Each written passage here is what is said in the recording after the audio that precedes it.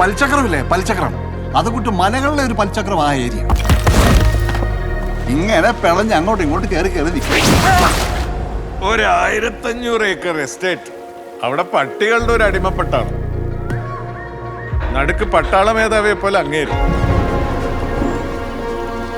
ഈ നായക്കളെ ബ്രീഡ് ചെയ്യാൻ ഇങ്ങനെയൊക്കെ ആരെങ്കിലും മെനക്കെട്ട് വന്ന് താമസിക്കുക?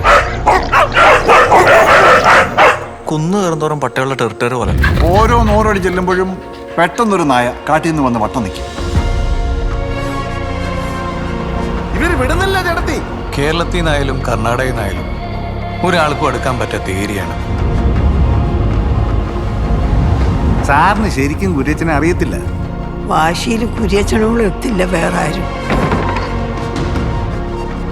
ഞാൻ വന്നു കഴിഞ്ഞ ഒരാഴ്ച കഴിഞ്ഞപ്പോൾ ഒരു കൂട്ടർ കാണാൻ വന്നായിരുന്നു. ആളം പേരൊന്നും പറഞ്ഞില്ല, പക്ഷെ ലേശം പെശക ലൈനായിരുന്നു.